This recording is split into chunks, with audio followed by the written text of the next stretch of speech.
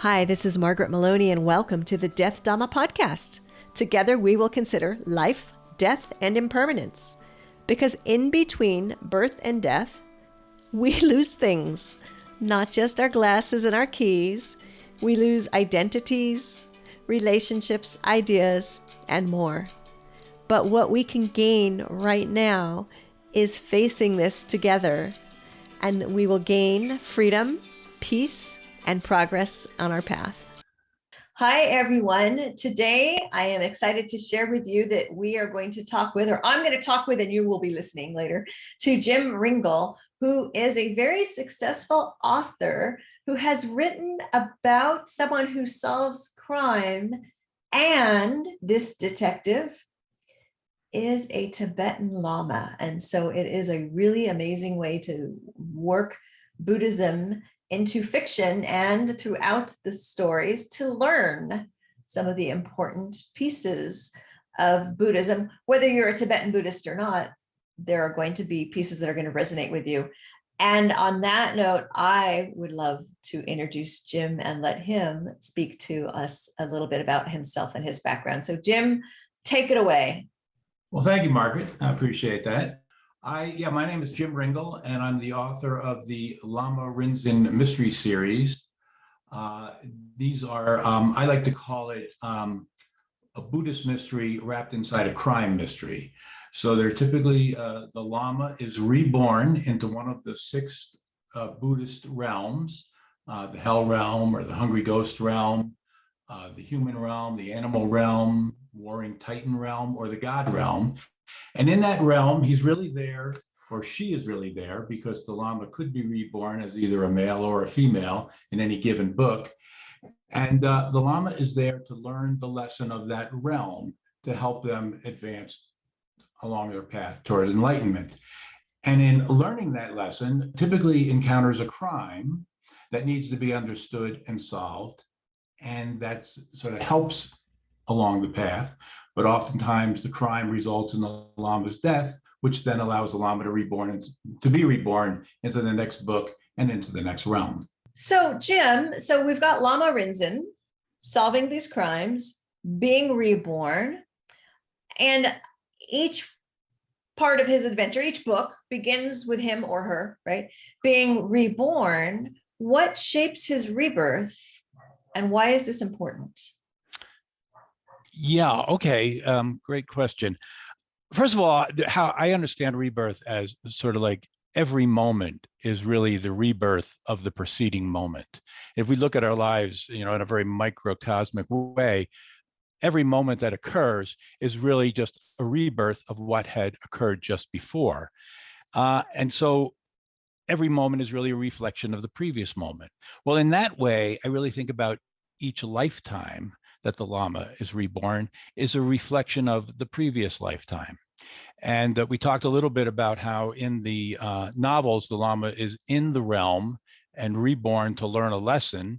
Well, what are lessons? Lessons are things that are not necessarily always answers. A lot of times lessons are, what's the next question? And that's what happens. That's how rebirth sort of informs the Lama.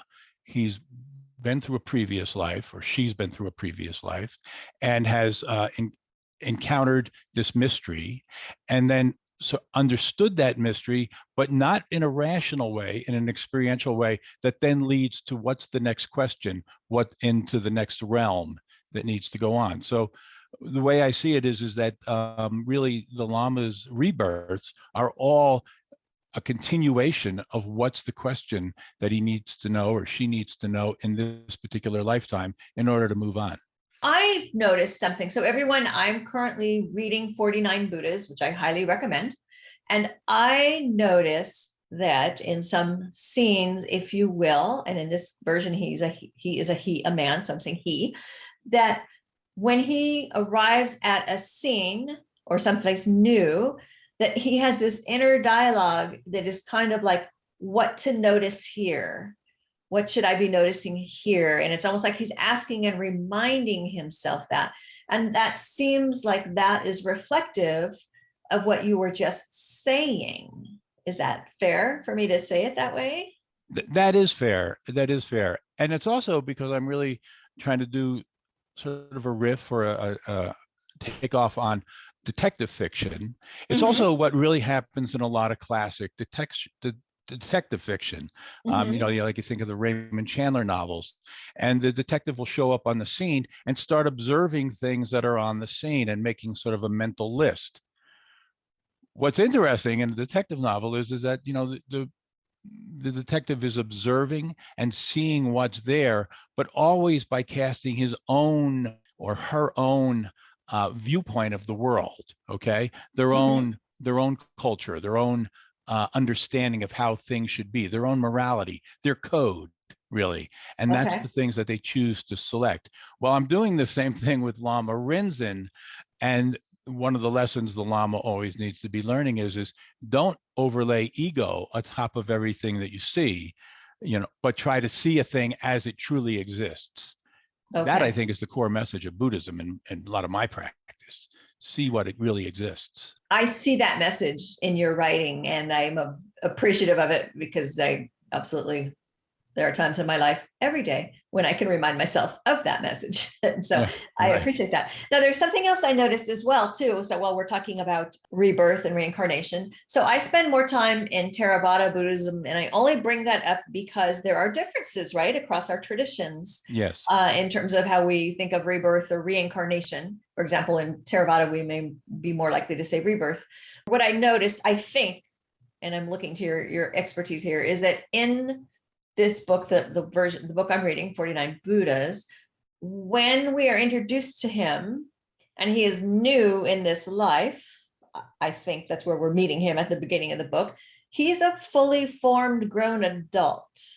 Yes. So that's a little cheat I have to pull because, yeah, technically, there's a big understanding of what rebirth could be. Okay, and I'm sort of Yes. going with this what I've read in a lot of Tibetan takes on rebirth, Mm-hmm. and that beings are reborn as beings, entities are reborn as entities, and a lot of times humans are reborn as humans. That's not necessarily a rule or necessarily the way it works, Mm-hmm. so I'm using that. The thing is I can't really use that where he's reborn as a baby and then have him grow up and get to this age where the novel starts. So it's just one of those licenses I took where, okay, he's reborn in this magical sort of time travel way. Yes. He's fully what age he is when he shows up, and it just begins from there. And then he drops into this situation. And I like that. I like that device. And it makes sense because otherwise, the first few chapters of all your books would be, the formative years. And that's not the point of the story, right? That's not the point of the story. Right. And I like that. So he's kind of dropping in. And something that occurred to me with that is that in a way is reaffirming impermanence. And I'll say, bringing it into the reincarnation rebirth discussion, because I guess in one not, I haven't read all your novels yet, but in one it ends and then he comes back in the next one, and he's coming back, and it's kind of like I picture him kind of like dusting himself off and looking around and going, okay, where am I now? What is this now? Everything has changed, although he's carrying some things with him, right? The quest for the Dorje, everything has changed.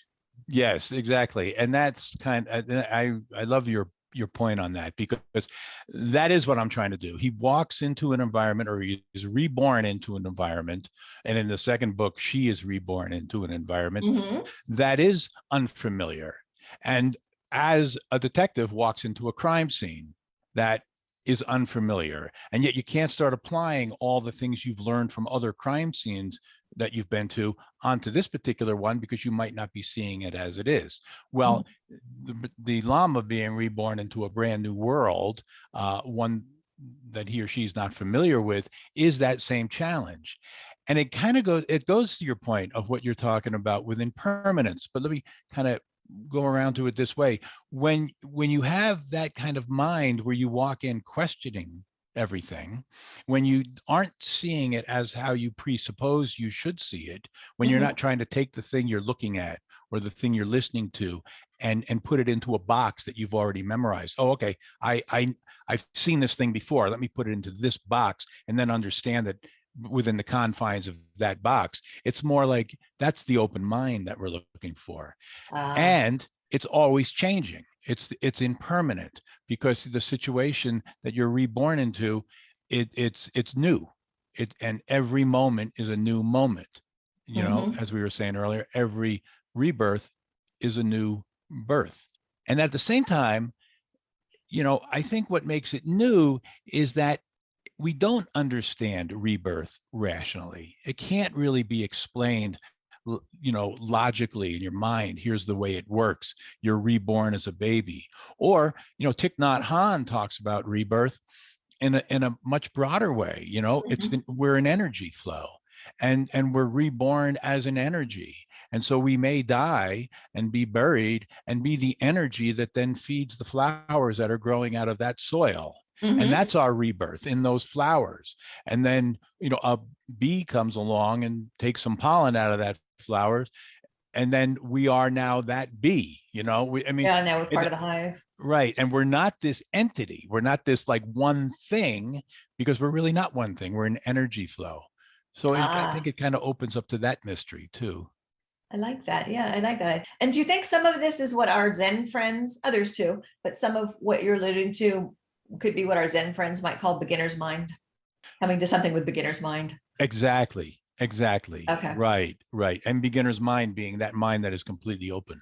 Yeah, and I think that's such a good reminder as well too, because I read that, and as I read some of the scenes, and I'm like, okay, now he's trying to figure out this, and he's trying to figure out, why does this person know him, and you know why. And there's another part of the storyline that you have in there that I really appreciate, which is the cruel way in which immigrants from Tibet are being treated, which is unfortunate, but I think it's an important part of the storyline. And you know, and he's coming to terms with, like, why are we being treated this way, and why do these people attack us? And in a traditional way of thinking, you know, or in a maybe more Western way of thinking, you know, we take this very dualist approach to you know, there's me, and then there's the things that are outside of me. And I have to interpret those things that are outside of me in a way that makes sense to me. But there's always this barrier, you know.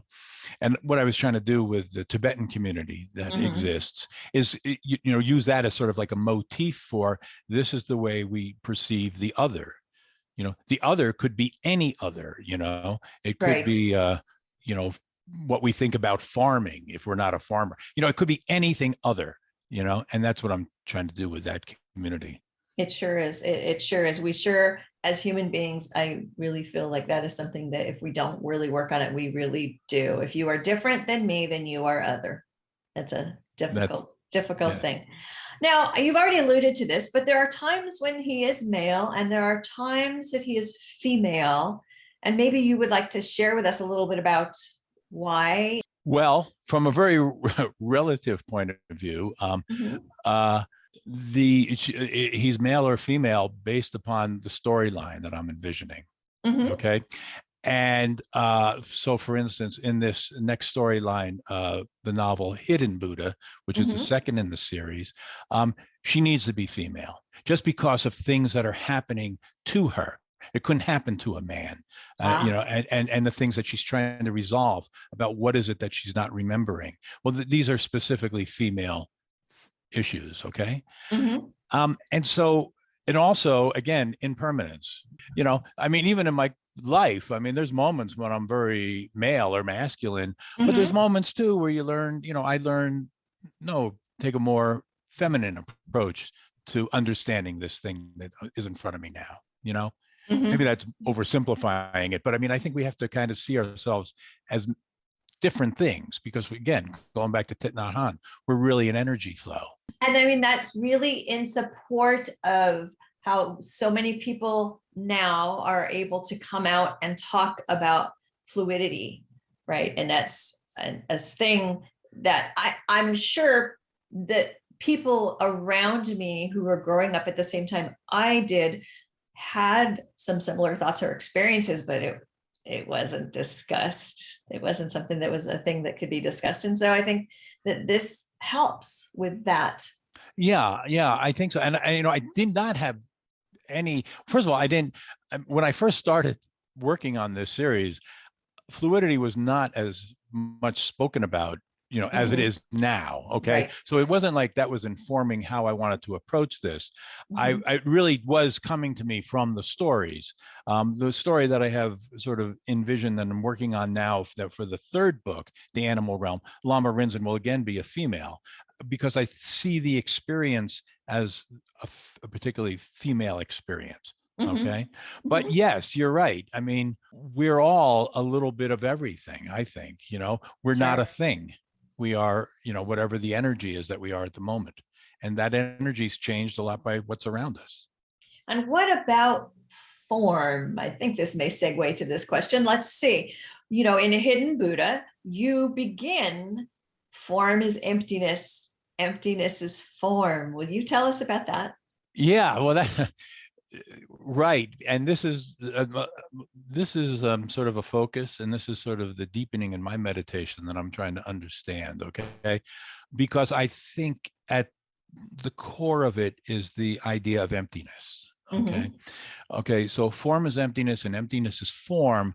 And in a real practical manner, we look at a thing. I look at my, computer monitor, right? And I know it's my computer monitor, not only because I'm seeing it, but because I'm seeing all the empty space around the computer monitor that makes it stand out. Form depends upon emptiness in order to come forward. You don't see form unless there's a contrast to it. There's something that's not form, that's not that form. All right. Okay. And then the deeper way is that everything is really a contradiction. I mean, maybe this is a little bit of a stretch, but it's like everything is like, it's not, no entity is ever really just one thing.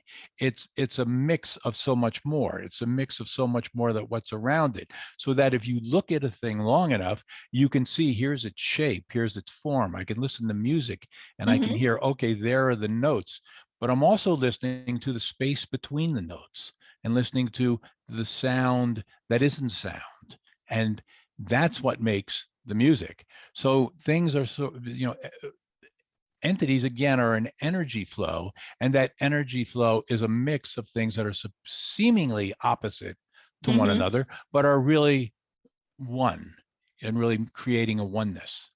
That's really interesting that the thought of sound and the space in between the sound came up the other day in a discussion with someone. And he was making a similar point, which was, we can't have good communication without the spaces between the sounds, because we have to have that space in order to process the sound and then move on and process the next one. Auctioneers don't, why auctioneers don't give you that space, because they don't want you to have time to think. They just want you to buy things, right? That's a good point. That's a good point, right? That Yeah. just came to my mind. That just came to my mind. Okay. Well, and earlier, as you were describing your books, you were alluding to the fact that, there's crime mysteries wrapped inside Buddhist mysteries. And so there's like this interesting juxtaposition there. And maybe you can tell us a little bit more about what you mean that, you've got a crime mystery inside a Buddhist mystery, and how do those things relate? Okay. So yeah, so Lama Rinzen is reborn into a practical world. And I mean, it's really that world that lends to the story or creates the story. Okay. Mm-hmm. And that world is always a mystery, because like we were talking about earlier, he or she is reborn into a world that is completely unfamiliar. And so how do we approach the unfamiliar? But in the process of then stepping through that world, we'll encounter a crime mystery. Okay. In the first one, it's a murder that has Mm-hmm. happened. Okay. But the Lama believes that in solving that murder, it might lead him to his goal, which is to find the sacred dorje. In other Mm-hmm. words, he makes a connection between the body and that body's connection to something about the dorje. Whether Mm-hmm. that's true or not true is sort of like what he's trying to figure out. That's the blind path that he's walking down. He tries to solve this mystery, not for the purpose of solving the mystery, the murder, but to get to his end objective, which is to find this sacred dorje. Okay. Of course, the search for the Dorje is sort of a little MacGuffin in and of itself. Absolutely. And he keeps alluding to, he'll tell anyone who will listen to him, which people aren't doing a great job listening to him, that that's all he's here for. Like he wants to be very focused of this is all I'm doing. And Yes. I think most of us know that in life we don't usually get to be that way, but I'm still reading, and I don't, even if I had finished it, I wouldn't give any spoilers because everyone, you need to read it. He's in this area in Colorado, sounding pretty rough, pretty gritty. And you're doing a really good job, advising us that he's walking down this street where he's going to get jumped at any second and left in a snowbank because it's snowing in the part of the story I am in right now. And so, are you going for this noir type? I am. I was really conscious of that, and it's set in the environment. It's set on Colfax Avenue in Denver, or the surrounding neighborhoods of Colfax Avenue in Denver, and I know the area well because I used to belong to a writers group, and I still go down occasionally, but they've moved since. That was just on Colfax Avenue. Okay. So I would be in this neighborhood a lot. And the street just fascinated me. First of all, it's the longest continuous street in the United States. Okay, that really is true. I noticed that one of the characters said that.